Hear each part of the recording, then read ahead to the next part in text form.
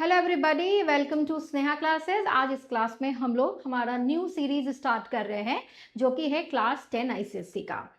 इस सीरीज में हम लोग 10 का हिस्ट्री का सारा जो चैप्टर्स है वो कवर करेंगे।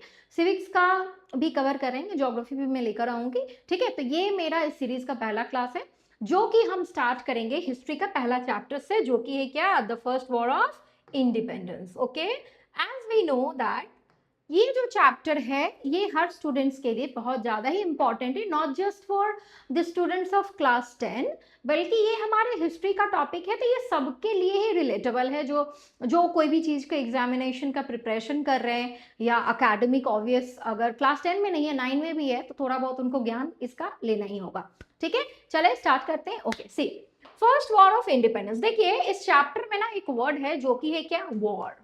क्या है? वॉर। तो पहले तो वॉर का मतलब समझो। वॉर में और छोटी मोटी लड़ाइयां में बहुत ज्यादा डिफरेंस होती है। वॉर हम लोग कब करते हैं?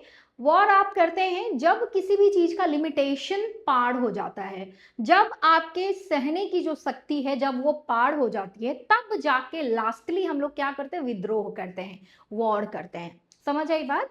अब इस चैप्टर का नाम है first war of independence. Independence आपको पता है, ये हम लोग शुरू से इंडिपेंडेंस ही तो करते हुए आते हैं हमारे हिस्ट्री में, क्योंकि हमारा सबसे ज्यादा मेन उस समय का जो हमारा एम था, डेस्टिनेशन था, जो मोटो था हमारे फ्रीडम फाइटर्स का, वो क्या था? इंडिपेंडेंस ही था।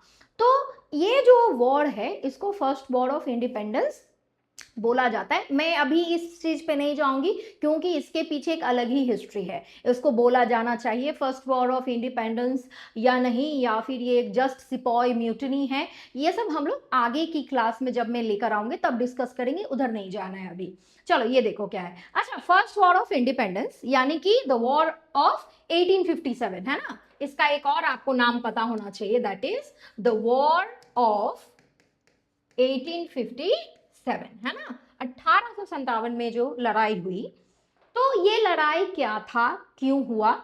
ये लड़ाई हमारी हिस्ट्री का एक टर्निंग पॉइंट आप बोल सकते हैं, क्योंकि ये एक ऐसी लड़ाई थी जिसमें पहली बार जो है हमारे मास यानी कि हमारे इंडिया का जो फुल पॉपुलेशन था उसने क्या किया था, पार्टिसिपेट किया था।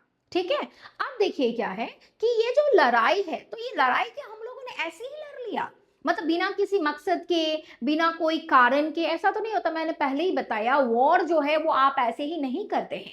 वॉर के बहुत सारे कारण होते हैं, कुछ प्रीवियस कारण होते हैं और कुछ इमीडिएट कारण होते हैं। ठीक है, तो हम लोग एक एक करके कवर करेंगे। देखो यहाँ पे मैंने लिखा है कि देखिए, during the 100 years between 1757 to 1857 of the British rule, the discontented people of India arose rebellion in different parts of our country। लगभग कितने बार पता है हम लोगों ने लड़ाई किया था? लगभग 54 टाइम्स लड़ाई किया। Yes, it is already written here.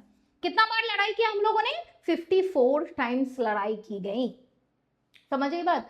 मतलब किसके खिलाफ? ब्रिटिश के खिलाफ। देखो ब्रिटिश, बार बार जब ब्रिटिश हम नाम लेंगे तो बेसिकली क्या है, सुनो, यहाँ पे हम लोग बात कर रहे हैं कौन सी कंपनी का? ब्रिटिश ईस्ट इंडिया कंपनी का।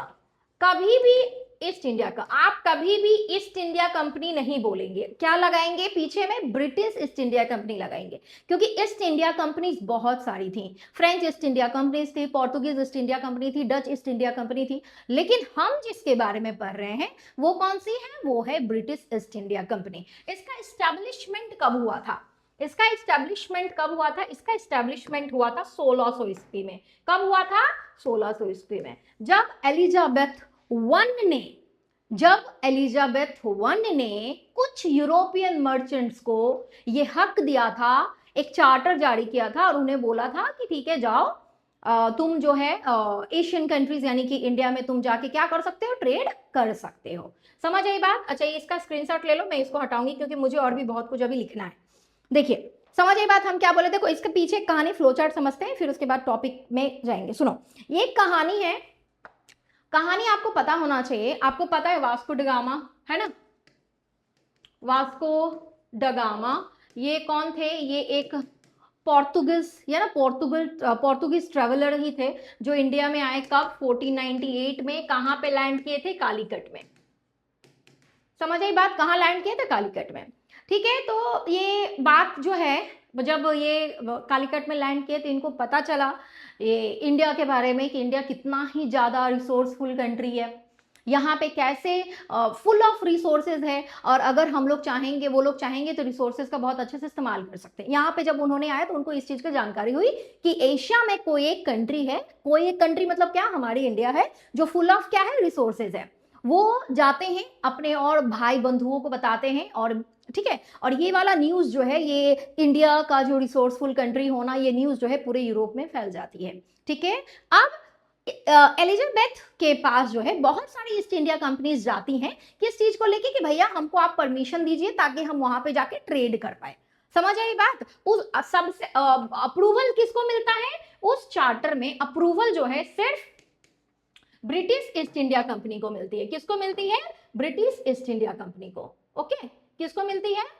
British, not, this colour is not working, चलो, हाँ, किसको मिलती है? सिर्फ ब्रिटिश ईस्ट इंडिया कंपनी को, है ना, east India, British east India company को मिलती है।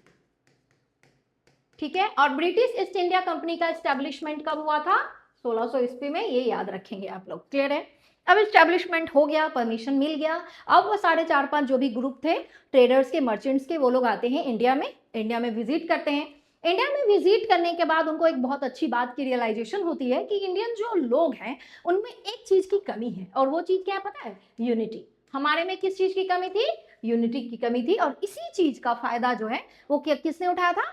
बाहर वालों ने उठाया था, यानी कि ब्रिटिश ईस्ट इंडिया कंपनी है उसने उठाया था। जब वो पूरे इंडिया भ्रमण करते हैं तो उनको ये भी पता चल जाती है कि जो इंडिया है, India is not for just one kind of people. India में बहुत तरह के लोग रहते हैं, बहुत धर्मों के लोग रहते हैं, सबका अलग अलग विचार है, अलग अलग धारणा है।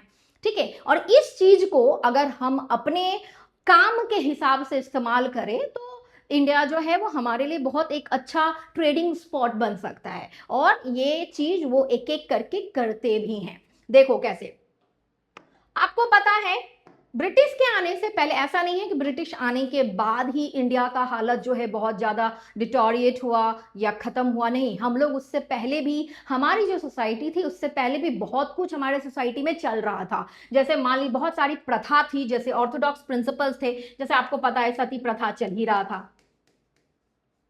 ठीक है, उसके बाद अनटचेबिलिटी बहुत ज्यादा हाई मतलब स्केल पे चल रहा था। वुमेन फॉइटिसाइड, मतलब बहुत कुछ जो है वो इंडिया में चल ही रहा था। ये सब चीज को जब ब्रिटिश आते हैं तो क्या करते हैं? महसूस करते हैं, उनको ये चीज समझ में आ जाता है कि इनमें यूनिटी की कमी है, और अगर यही जो एक दरार है, इस चीज का अगर हम लोग फायदा उठाए तो ये हमारा मतलब जो है एक बहुत अच्छा अपॉर्चुनिटी हो सकता है। समझ आई बात? अब देखो, हाँ, अब हम लोग जो पढ़ रहे हैं, हम लोग 1857 की लड़ाई को कवर कर रहे हैं, तो आप समझिए एक 1600 ईस्वी में बनी थी ईस्ट इंडिया कंपनी। वो लोग आते हैं इंडिया में, ट्रेड करते हैं। तो आप हमेशा याद रखना, स्टार्टिंग दौर में जो वो लोग मर्चेंट्स आते हैं वो सिर्फ ट्रेड करने ही आते हैं। क्या करने आते हैं? ट्रेड करने आते हैं।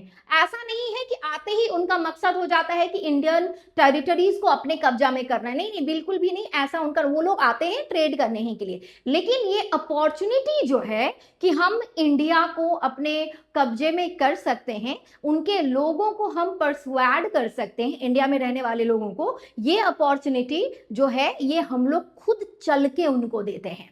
समझ आई बात? स्टार्टिंग दौर में ईस्ट इंडिया कंपनी जो है सिर्फ ट्रेड करने के लिए ही आती है। यहाँ पे जब वो भ्रमण करती है, जब हमारे लोगों को चेकआउट करती है, तब उनको समझ में आता है कि नहीं, यहाँ पे ऐसे लोग हैं जिसको अपने बातों में फंसाया जा सकता है।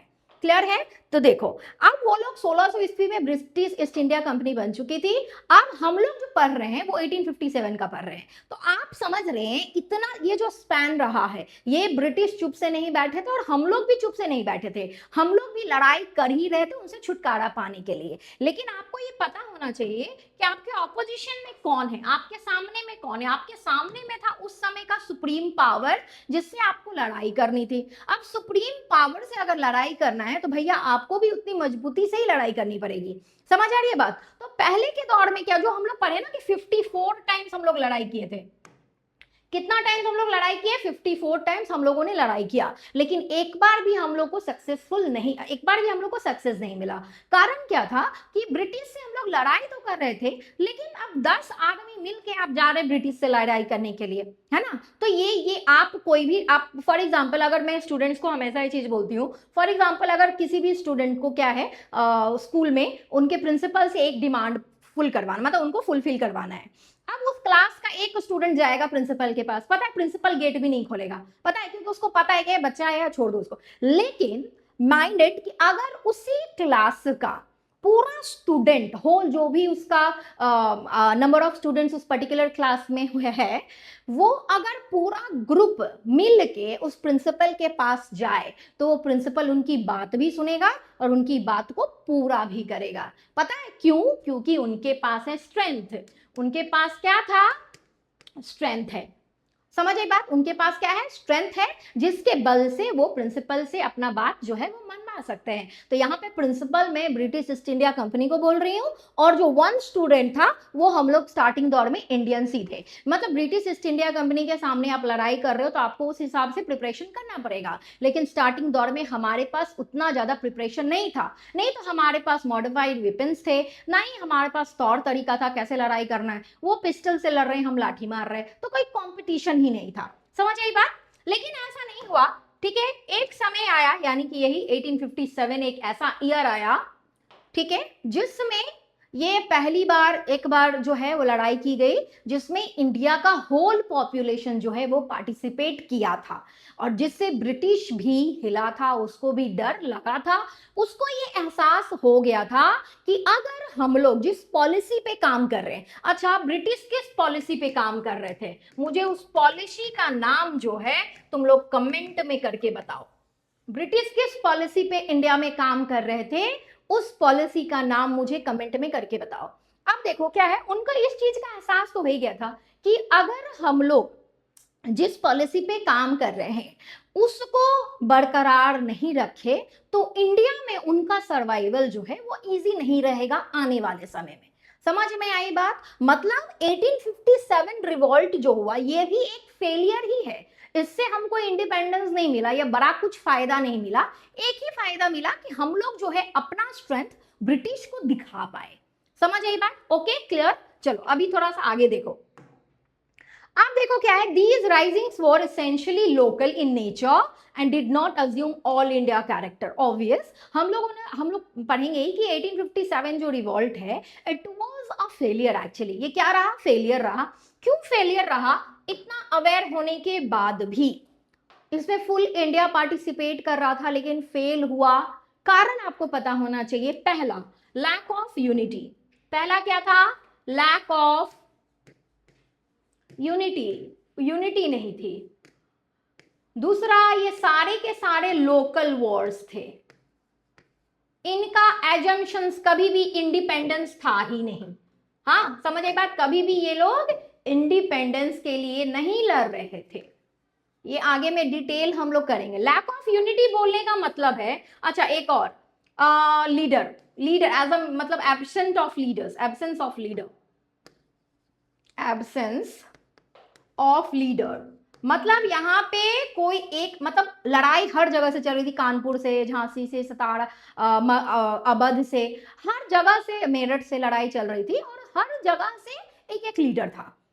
हर एक लीडर का अपना अपना एजम्पशंस था, अपने अपने तौर तरीके थे, हाँ, जिससे एक दूसरे जगह का लोग रिलेट नहीं कर पाते थे। तो बहुत सारे लीडर्स और यूनिटी की कमी होने की वजह से ये वॉर भी जो रहा वो क्या रहा? फेलियर ही रहा। ठीक है, लेकिन इंडियन हिस्ट्री में इस वॉर का एक प्लेसमेंट है, एक जगह है जो आपको कवर करना पड़ेगा, क्योंकि ये पहला कदम है, पहला स्टेयरकेस है हमारे लिए, जब हम लोगों ने मिलकर लड़ाई की थी ब्रिटिश के खिलाफ। ओके, चलो देखो, अभी ये तो हो गया इंट्रोडक्शन, ये हम लोगों ने देखा फ्लो चार्ट। अभी आप बैक स्टोरी पर हैं। अभी now we will jump into the actual story.